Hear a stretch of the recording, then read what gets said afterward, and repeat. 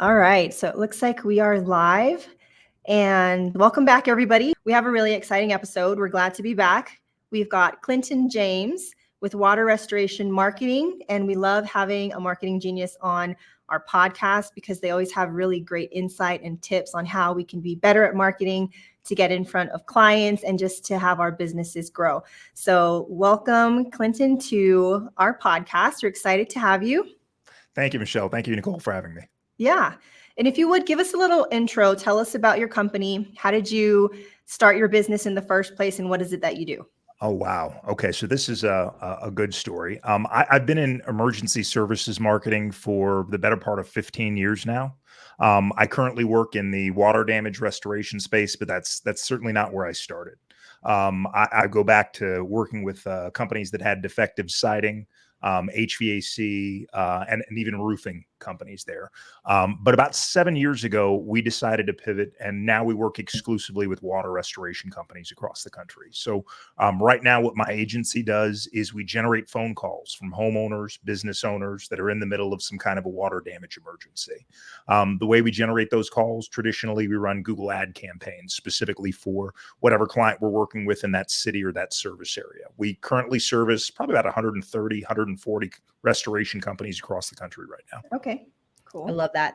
The probably one of the things I hear the most from home service owners is just everybody wants their phone to ring because that's what brings in the money, right? But Sure. it's kind of overwhelming knowing the best places to put their marketing dollars and what kind of organic things work best, what paid things work best, and just that overwhelm of, what do I do first and what do I do next and how does all that work? So I'm really excited to dive into this with you today. Awesome. Yeah, and it looks like you've got some visuals for us. You've got some slides. So, do you want to go ahead and start going over those? Yeah, absolutely. So I guess today, what I really wanted to dive into is really the three top places that home service businesses should really be focusing their digital marketing efforts in 2024. Before we get too much into the weeds, I want to talk a little bit about what I don't encourage folks to do. So I'm 44 years old, right? I'm definitely not a young guy in this space, but I see a lot of home service companies that are investing lots and lots of money advertising on social media.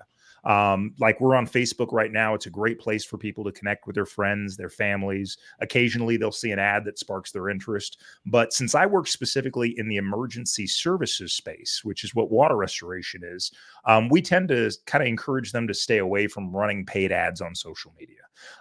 Like I said, 44 years old. I don't have a single friend in my phone that I'd call. And if they had water damage, they'd go on Facebook or Instagram to look for a contractor. So whether we like it or not, Google is the only player when it comes to emergency services, and also really the 900-pound gorilla in the room when it comes to all of home services. So Google is really where you need to focus your intent. With that being said, the first place I want to talk about is local service ads. So a lot of people know it as either as LSA or Google Guarantee. A lot of home service businesses are scared away from running local service ads because there is an application process that's involved, right? That Google's going to do a background check, not just on the business owner, but also the business itself. You've got to have your licenses. You've got to have your insurance. You've got to be a legitimate home service business that Google can verify before you can run these ads. Now, these ads are great for me because I look at Google as real estate, right? So when somebody does a search, whether it's on their phone, their computer, their tablet, I want to dominate as much upper level real estate as I can. And those local service ads, Google Guarantee, they show up right at the top. Right. So this is Google's first venture into a pay per lead model as opposed to their traditional pay per click model. But the quality of these calls, the intent of the people that click on those ads is always very high.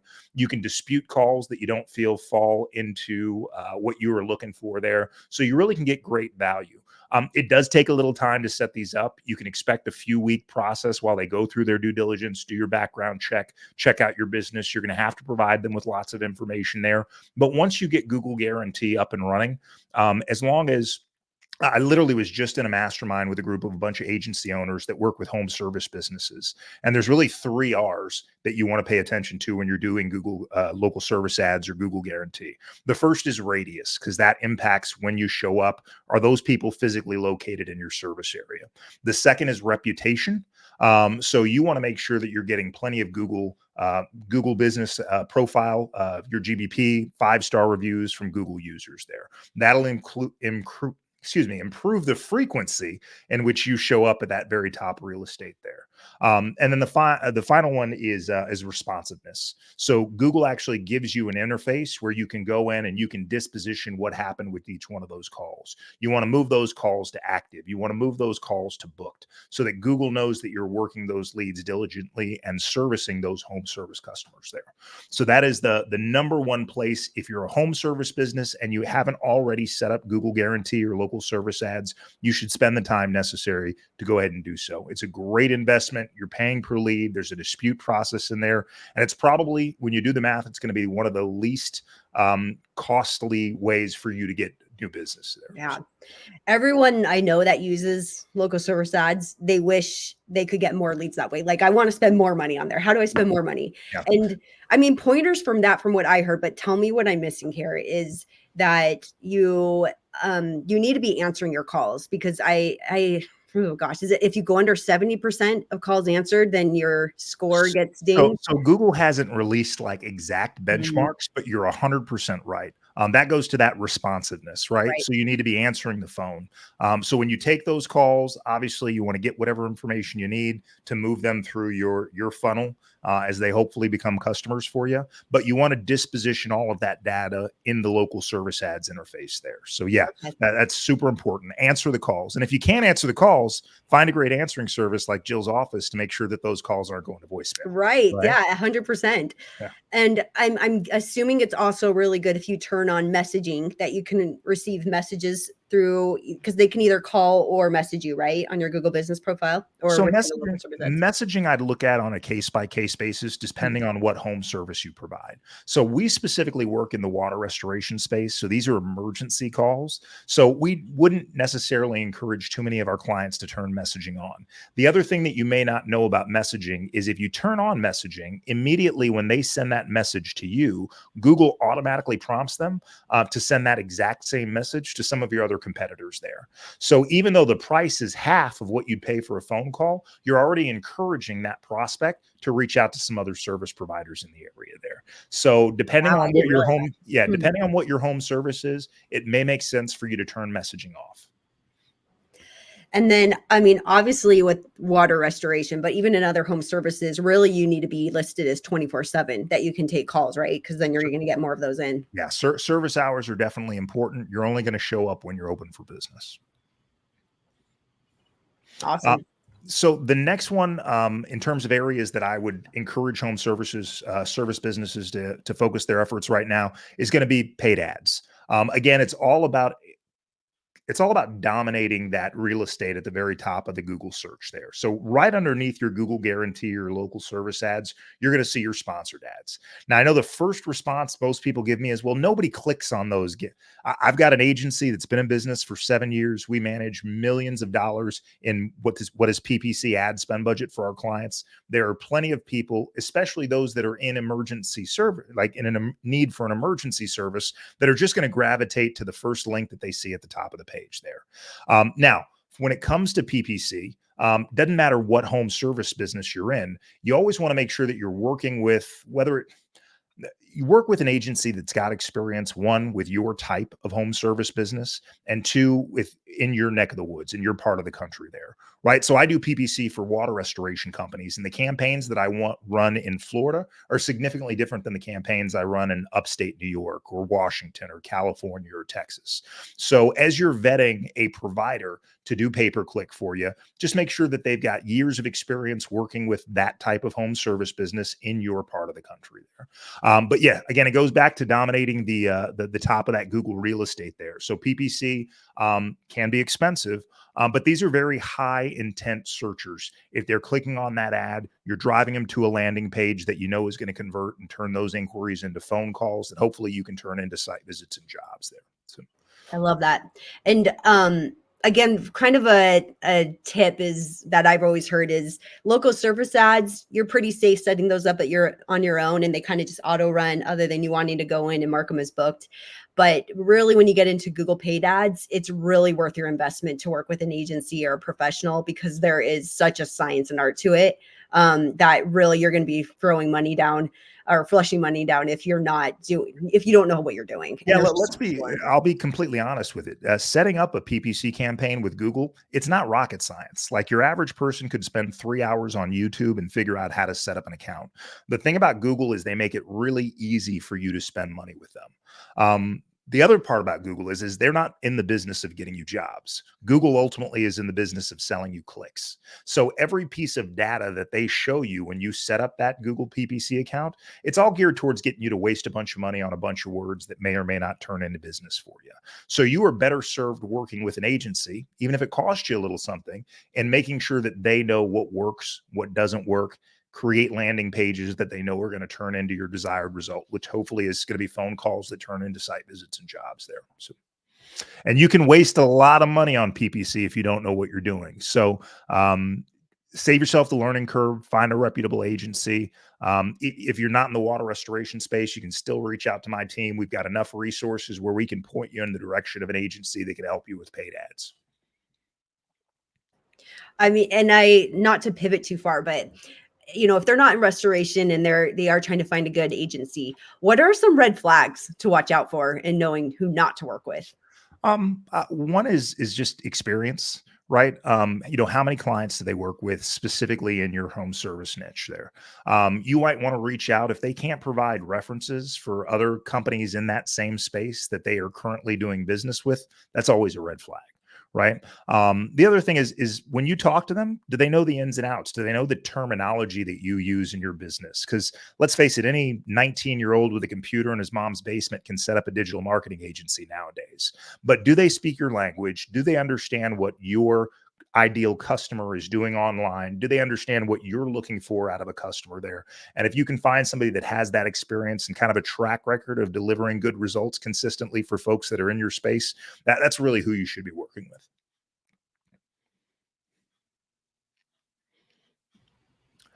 All right. So the next one that I guess we'll talk about is finally going to be Google Business Profile. So GBP.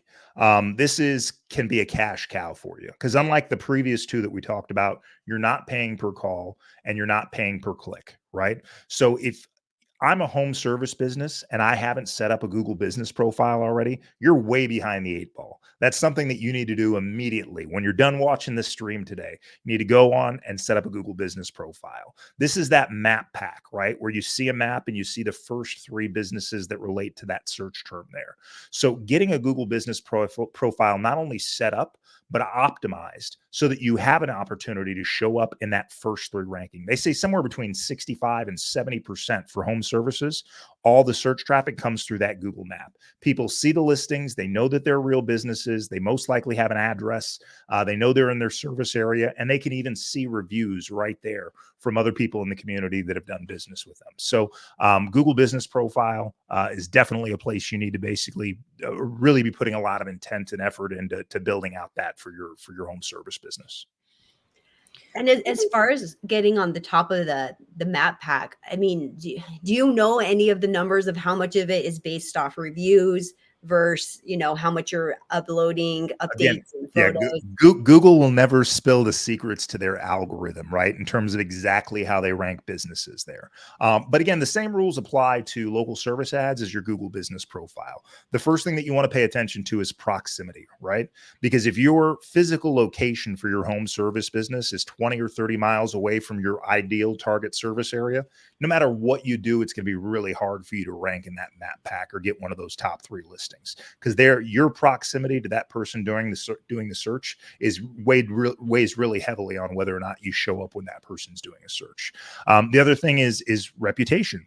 So it's great to get reviews on Yelp and Angie's and all these other platforms out there. But the most valuable review for a home service business right now is going to be your Google business profile, getting verified Google users to go on your Google business profile and give you a review. If you can keep that average star rating above 4.8, that's going to put you in the very top tier of service providers there. So. Do you know, I've seen a lot of issues in, first off, I have a residential cleaning company. Okay. And so I'm in a lot of these groups, and I've seen a lot of people comment the past couple months. They had issues with Google verifying their business when they try to set up their page, and they're required to submit a video, of their location, and they seem to keep running into a lot of issues. Do you have any solutions for that? Because I've seen it happen a lot recently. We're fortunate, an agency on our at our size, we do have some connections for Google representatives there, but Google doesn't make it easy, unfortunately. Yeah. You're right. They sometimes they want video, sometimes they want signage. There's all kinds of things that they can use to verify that Google business profile. If somebody's having trouble with it and you're working with a digital marketing agency on anything else on the internet, reach out to them, use them as a reference to kind of get you through that verification process there. Yeah, I've seen their chat actually be pretty helpful. Mhm. I still don't understand, and maybe you can explain. When I look at my local service ads, when I look at my company, and it pulls up my local service ad, and compared to my Google business profile, the review number is different. So there's actually two separate review links, right? Right. So there's a separate review link specifically for your LSA ads, and then there's Mhm. another review link for your GBP. Now, I've heard mixed messages about this, but what I kind of believe to be true is you want to be one talks to the other. Google business profile talks to LSA. LSA doesn't necessarily talk to your Google business profile. So if it's me and I'm encouraging my clients to write reviews for me, I'm going to encourage them to write them on my Google business profile, because I know that Google's algorithm that determines who actually shows up at the top of the page in Google Guarantee, they're not only looking at those Google verified reviews, but they're also looking at your GBP. So you want to make sure that you're getting credit for those in both places. Yeah. Yeah, that was always confusing because I don't think we request reviews through our local service ad, because we like to manually, do things on the other side of things. Mhm. And I mean, would you recommend going through Google and requesting any reviews that are hidden to be released on a regular basis? Because I did it recently, and I thought maybe there was just a small handful, because I had a goal of hitting 100 reviews. Mhm. It shot up past 100 out of nowhere. And I didn't realize it was that many that were hidden. It was over 20. I would literally put it on my calendar every 60 days to make that request there, Okay. right? Because the last thing that you want to do is, and Google is silly. They'll hold up legitimate reviews for a number of reasons there. Right. So if you're reaching out, whether it's through that chat or through a Google representative, and having them review those, it's great. And you'll even see sometimes that some of your reviews disappear. Google's a funny being there. So I Yeah. would put it on the calendar once every 2 months, maybe once a quarter, to Mhm. reach out to them and make sure that you don't have any additional reviews that aren't displaying for whatever reason. Okay, that's good to know. Yeah.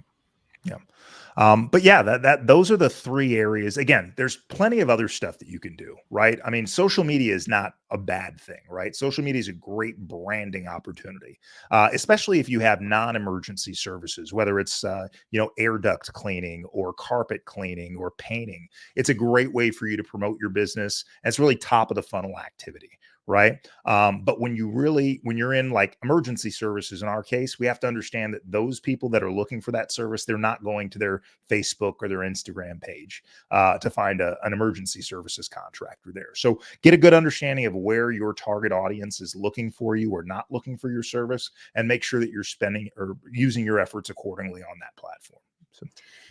Clint, can we talk budget for a minute? Let's talk about emergency like water restoration. So, if as far as how much a company, obviously there's various sizes, but like minimum that you need to invest to make Google Ads actually work, what does that look like? And about what are you paying per click? I'm sure So it the can vary only by thing the only thing that I can speak to is water restoration, because we've been in that space for the last 7 years. So what we see, and the numbers can be dramatic from one part of the country to the other. So I'll just speak to averages. The average click that we see traditionally is probably going to be somewhere between $35 and $50. Now, not every click is going to convert into a call. So our average cost to generate a phone call might be somewhere between $150 and $250, right? So when we bring on a new client, doesn't matter how deep their pockets are or where they are in the country, we traditionally start with about a $2,000 a month ad spend budget. That way, we know over 60 to a 90-day period, we can get that ramped up to where they're hopefully seeing somewhere between 4 to 6 water jobs. And because water jobs are so high margin, that's a great return on investment for them. And then once we are consistently hitting those numbers, our clients traditionally will reach out to us saying, hey, How do we get the phone ringing even more? Let's increase the ad spend budget. Other home services like painting and stuff like that, I don't know what the average cost per click is. I know it's significantly lower than water restoration. Outside of attorneys, I don't know that people that pay very much more per click than restoration companies do.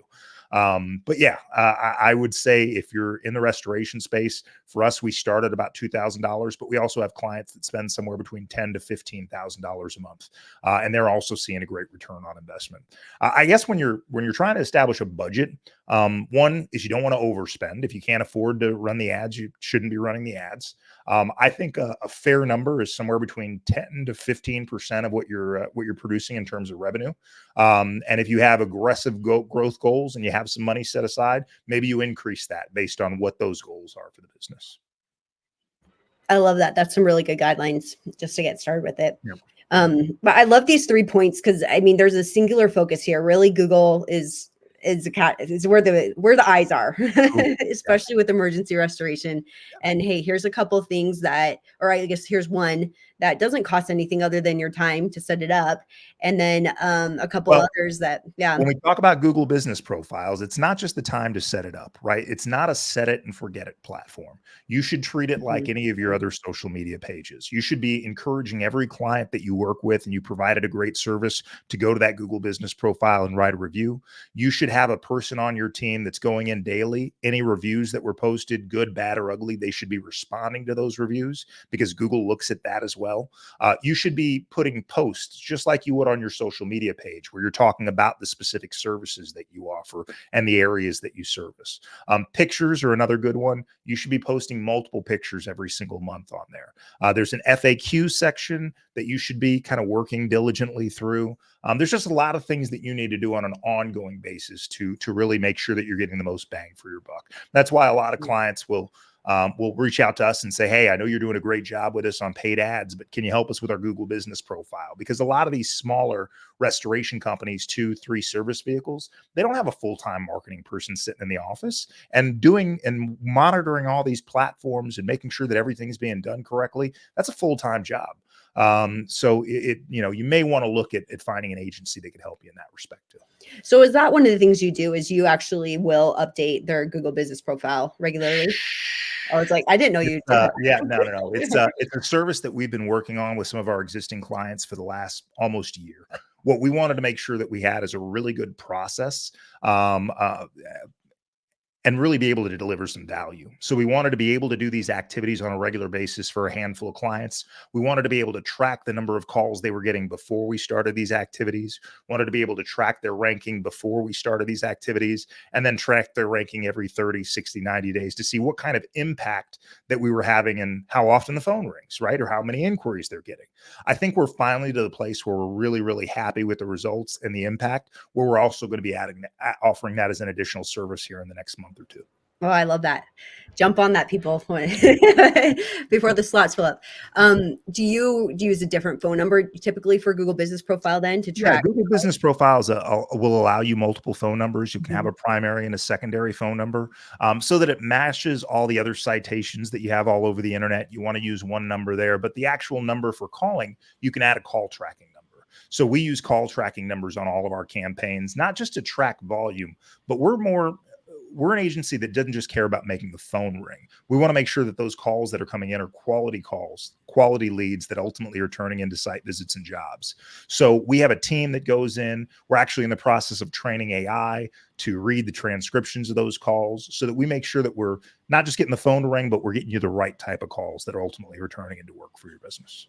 I love that because that's an often complaint that I hear of frustrations people have with their marketing agency is they're just so focused on, look, this is how many clicks you got. This is how many calls that came in. I got you the stuff. It's your sales team and your process. That's the problem. But which obviously that is part of the equation. But I love that you do take it a step further to make sure they're quality. That's huge. I mean, for us, the only way we've been able to stay in business this long is anybody can make the phone ring. You get phone calls from people that are looking for jobs, phone calls from other vendors trying to sell you their products or services there. Those aren't the kind of calls that we're trying to generate. So it's important for us, just from a business standpoint, to listen to the calls to figure out what we can do better to consistently increase that quality. That's awesome. And Clinton, if someone does want to learn more about your services or how to work with you, what's the best way to get a hold of you? You can visit our website. It's waterrestorationmarketing.net. We've got our podcast episodes are on there. We've got a bunch of client testimonials and some case studies. And then if you're interested in setting up a call with myself or our team, there's a form you can fill out there, and one of our team members will reach out to you pretty quickly and see if ultimately what we do is a good fit. So Awesome. Before we leave, do you have like one tip? What's one easy tip that a small business owner could take today to implement pretty easily into their business? For me, it would be start working your Google business profile. If you don't have one already set up, go through the process of setting up one. Hopefully, they don't run into the same challenges that your friends have, Nicole, in Yeah. terms of getting through the verification process there. But once you're through that verification process, then you need to start treating that Google business profile like any marketing asset, right? You go in there on a consistent basis, you provide content, you're responding to users there. I would say, if you're a smaller home service business and you can't necessarily afford to work with an agency at that point, that's something that you can do that would probably take you 15, 20 minutes a day, maybe 15, 20 minutes a week, really. Just go in there and constantly, because that map pack is like that's invaluable, right? Right. Like if you can show up in that map pack for your home services in your service area, that's going to meet a bunch of calls that you're not paying per call, you're not paying per click. And those are some of the best opportunities there. Yeah. When I first opened too, and I was trying to set up my Google business page and then also local service ads, I think it's been 2.5 years, but I was required to have a certain amount of reviews. And so I did go out asking people for reviews that could speak to my character as a business owner, since we didn't have any services yet. And it was kind of shocking when we got our first couple jobs. We hadn't done any jobs yet. And I'd ask people, oh, how did you hear about us, or what made you decide to go with us? And they were like, we have great reviews. I'm like, okay. It's And the first coach that I ever had, that was one of the first things that she told me to do, was work on those Google reviews. So I had been working towards getting that 100, and it is hard work. Like, you need to be proactive. I think business owners think they're bugging clients, and you got to get over that. Like, you have to ask and you have to remind, because as a business owner myself, I look for opportunities to give other businesses reviews because I know how important it is. Sure. But as a homeowner, as a customer, it's not the first thing I think of. And so you got to ask me. I might look at my text and be like, okay, I'll do it later. And I'm not going to remember. So ask me again, ask me 3 times. And you got to keep asking, in the right way, and a good sequence. If you have automations is even better. But it's funny you mentioned that. Automation's great, right? The SMS, the text campaigns, and the email follow-ups. But one of the things that I found that's been really the most successful is training your technicians. Whoever is showing up at the end of that project, wrapping up the equipment, they can set up something as simple as a QR code on their phone. And as they're getting ready to leave that job, they can hold out that QR code. They ask the homeowner to scan it on their phone. And most people are already logged into Google on their cell phone. So it'll take them right to your Google business profile, and they can literally write you a review before that technician hits the door.